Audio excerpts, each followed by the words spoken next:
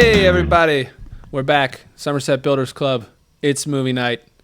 Tonight we're talking about comedies, and we got our special guest, Mr. Lee Peterson, who also happens to be my dad, and as always, the magnificent Brian Christie. Hey everybody.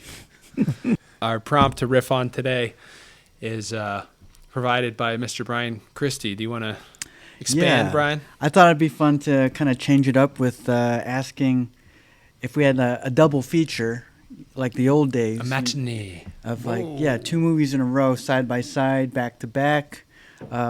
What comedies would be the ones? Oh my God. You know, I imagine this as like, okay, let's turn the burner up here, and you got a little pressure. This is the matinee. All your friends and family are coming. Nice. You know, what two movies back to back are you going to show them? Yeah, and so you wouldn't want to choose something that might work, right? Because you got your family. It's supposed to be comedy night. Everybody's coming. Your boss, if you got one. You want a good time. You want a crowd pleaser. So with that being said, your crush is coming if you aren't married like us. You all will be there.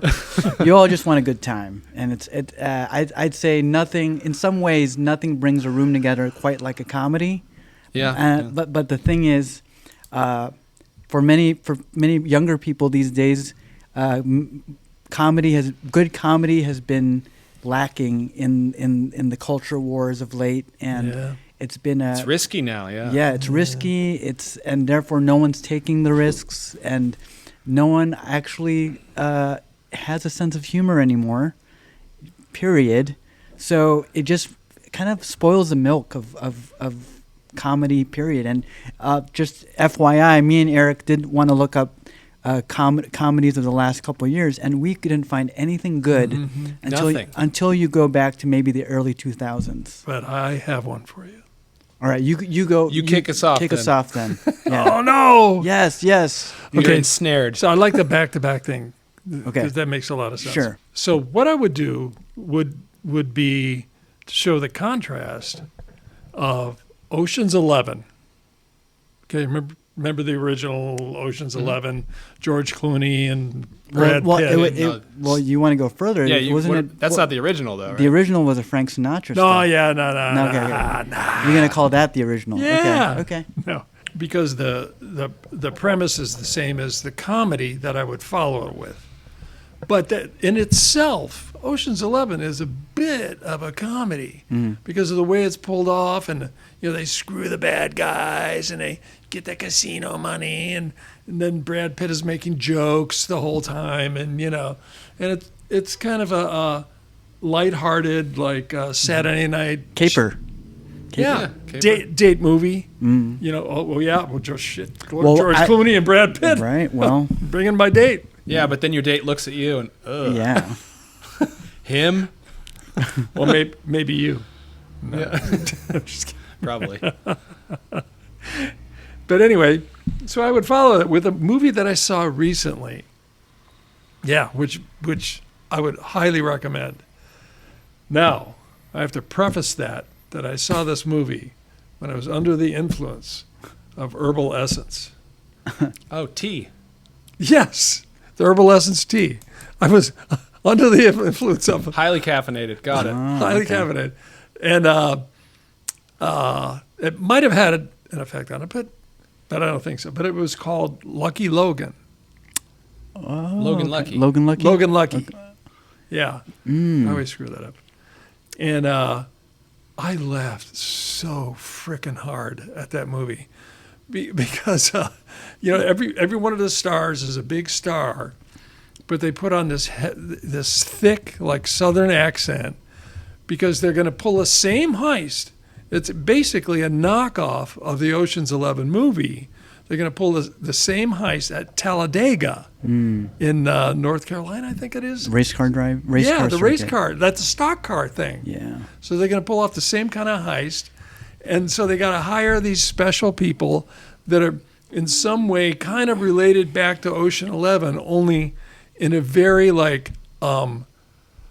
country manner. But what was it literally tied in the background that they are related in the same universe? No, but you could tell. Oh, okay. You could tell. You're like, oh my God, 20 minutes in, you're like, Jesus. This is I like no, I Ocean's do 11. remember this was the first time I saw Daniel Craig as funny, and they actually used him as a funny You know, when character. you read was interviews with him, hilarious, he is man. kind of like a hooligan. When the way he talks, he's like a soccer hooligan. I know. You see him as like we see him as like James Bond and all this stuff. But I read an interview with him like this guy's like a pub going hooligan. I'm not thinking of the act. What was the actor's name that was in the show Girls? Right, Adam Driver. Adam Driver's Driver. in this, Yeah. yeah. Adam Driver's in there, and he's got a real thick Southern Channing drawl Tatum. like that. And Channing Tatum, he's from West Virginia and all this stuff. And so it's the exact opposite as Ocean's 11. But then when you saw the funny version of it, you would laugh your ass off. Yeah, this one breezed right by me. It's only PG-13, 2017 release, Steven Soderbergh film, and it has a really high score, 92% on Rotten Tomatoes. That's certified fresh, boys. I forgot how good Man, that I'll have was. to check it out. Yeah, You saw it? You see yeah, it? I've seen it. I've seen it. I think what it. Were you drinking herbal lessons? No. Sleepy time tea. What did stand out for me was Daniel Craig, because until then, even now, I mean, I don't think he's really been used as like straightforward comedy. Right. There's even the detective movie or the Private Eye movie. Blades Out. Yeah, Knives he- Out. It's Knives fun, Out. it's funny, but it's not straight up comedy. But this one was like He was doing the Southern drawl in that. That was a Yeah. Yeah, it's hard funny. sell Yeah, for it's me funny. a little Yeah. bit. But it was kind of funny, but Right. also like, I, yeah, that guy. I think this one's a little lighter on the draw, but I'm here to solve the Yeah. case. Sound like the chicken Looney Tune, the Foghorn Leghorn. right. It's a little much. Yeah. But in that movie, I think they had the levels just right, and they use him again just right because he's Yeah. a supporting character, not the main. right. So he's not parading that off-putting contrast too long, and they just use him just right. That it actually is like the beats are funny. And he got a lot of monologues. You know, where they were shooting him from like a table position, and he was at the other end of the table, and he was talking, and the shit he was saying was so crazy. I don't remember, but I do remember it being funny. I remember like, what? What is he talking about? And then he would come around to the point like, okay, I'll do it, you know, or something like that. You'd be like, what is going on here? I mean, and then they have to put together a cast of characters, including Adam Driver and Daniel Craig. It's the same director. as what? Ocean's 11. Oh yeah, okay. Steven Soderbergh. I So did look not know that. look at that riff. Honestly, I did not know that. So what about you're on like a caper or heist comedy riff, a very specific vein. But one is, to me, like way funnier than the other. Well, the one is actually making fun of the other one. That's And that's they're- pretty meta if it's the same guy. He's kind of Yeah. and apparently he came out of retirement to make that Logan Lucky. Wow. So he's like, you know what? I'm gonna come out of retirement just to make a movie to roast myself. That's right. That's right. That's pretty legendary. cool. It was fun. Yeah, I couldn't. I had to pause the movie when they met Adam Driver, and Adam Driver started talking. He was a bartender, Right. and he had one arm, and it was a fake kind of arm, and he was like, "Well, I don't know," and he started talking with that slow Southern drawl, and he had one arm, and he was serving drinks with one arm. I had to pause it. I lost it. I was laughing so hard. You're reminding me maybe the humor's a little like a little quirky, you know, like the Coen brothers almost. A little bit. Yeah. It has a bit of that. Yeah. Yeah. Yeah. The Coen brothers can be funny in that same way where you're thinking, like in Fargo or whatever Yeah. the movie might have been, and you're watching it going, that's crazy, you know? Or like the haircut in No Country for Old Men, like Right. it's half funny, half frightening as hell. They get comedy, that's for sure. Yeah. I mean, Oh Brother, Where Art Thou has so many good comedic moments. Yeah. Burn After Reading is, pretty darn funny. Ballad of Buster Scruggs, it's a series of vignettes, but there's some really funny parts in it. The first one's hilarious. I gotta check that out. Yeah. Yeah. Well, that's a good segue into my choices. I'm going with The Big Lebowski. So that's a nice, easy riff into that. Yeah. That's for many people, it's a loved film. It's a cult film. When it came out, it kind of bombed in the box office, and then years. Did? Yeah, it didn't do great. and then it took. I would have saw that once, and I would have been hooked on it. It took a while to get the ball rolling on that, and then it really broke through as a cult favorite. Now they have Lebowski fests all over the country where everybody comes in costume and they're at bowling alleys. So that came out in 1998, as we said, Coen Brothers. This I thought was interesting. 80% on Rotten Tomatoes, according to the critics, but 93% audience score. Yeah. Yeah, that makes sense. Yeah. Sometimes it's the opposite. Like when you get the Marvel movies, they tend to get like the critics like, this movie's awful for so many reasons, and audience meters through the roof. Sure. So kind of a crowd They seem to favorite. really like it. They're paying for it, like crazy. There are so many quotable moments in that movie. Oh, God. And here's some interesting facts. One of the things that always cracked me up is the hatred for the Eagles in there, because it's like we jokingly call it. I hate the Eagles, man. Yeah, the guy stops a cab like, get out. So listen to this. T-Bone Burnett acted as music consultant for the movie and helped Joel and Ethan Coen establish the dude's taste in music. Burnett selected many of the existing songs in the movie and also suggested the dude's hatred towards the Eagles. Burnett himself is not a fan either. One of the band's members, Glenn Frey, was reportedly so dismayed about this being in the movie that he once even angrily confronted Jeff Bridges when they met at a party. Can you imagine that conversation? Do you really hate the Eagles? Yeah, I hate the Eagles, man. But it's not just them. There's more. So initially, Alan Klein, who I guess owns the royalties to some of the Rolling Stones songs, wanted $150,000 for the use of Dead Flowers in that soundtrack. Great soundtrack, by the way, for the Rolling Stones song, played by Townes Van Zandt and Steve Earle, though, I think. But he so adored the scene where the dude talks about hating the effing Eagles, he waived the entire licensing fee, said you can have it for free.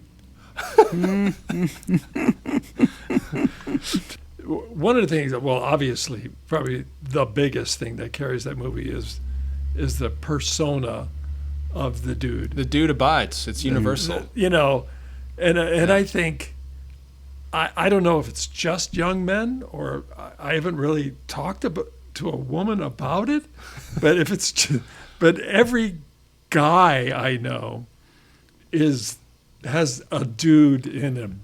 It's like autism, like you're on the spectrum of the dude. The dude, yeah. You're on the spectrum of some level of dudeness. It's kind of like in Brad Pitt in the Fight Club. Where all males have a little of that in them. Oh yeah, yeah. He's an alter ego. Yeah, yeah, or just whatever, ambivalent about females, and the whole 9 yards. He's walking around in robes and whatever clothes he wants to wear, and he doesn't take a bath. Those were his clothes, by the way. He still has those shoes, apparently. He should. So, if I had to pick like just one moment, just to share that really has always stuck out to me as just some of the most divine comedic genius that the Coen brothers have hit on.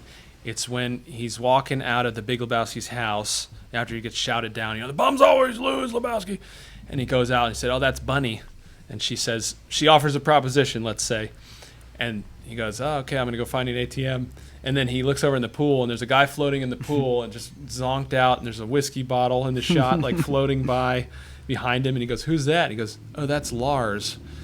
He's a nihilist." And the dude goes, "Must be exhausting." Oh, that is so good on so many levels.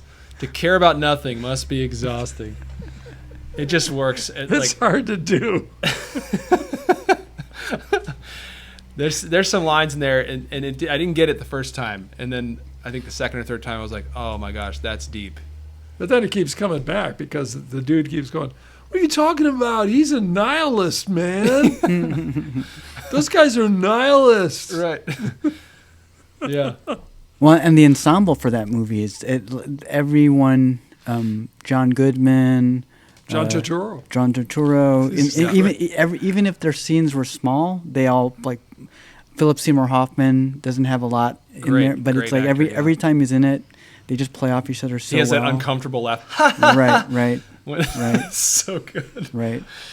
John Goodman though is also great. That's his career best. Yeah, pretty much. It's got to be up there. Yeah. But so I guess that philosophical comedic moment would tie in nicely to my second choice or my first choice. Either order would be fine. A 2004 film by David O. Russell called I Heart Huckabees. Did not score well on Rotten Tomatoes, 63%, but 75% popcorn meter. This director did some more serious movies like Three Kings, American Hustle, Silver Linings Playbook. There's some good comedy in there, though. This movie is endlessly quotable, and I just love it. Great lineup. Jason Schwartzman, Lily Tomlin, is it? I think that's her name. Mark Wahlberg, probably my favorite role in that. It was actually Jonah Hill's breakout role, too. Check this. There's a little story that goes with this. Jonah Hill would perform plays at a local comedy club that drew crowds. One night, the children of Dustin Hoffman stopped by and found Hill to be hilarious. Hoffman's kids told Jonah, "You should meet our dad."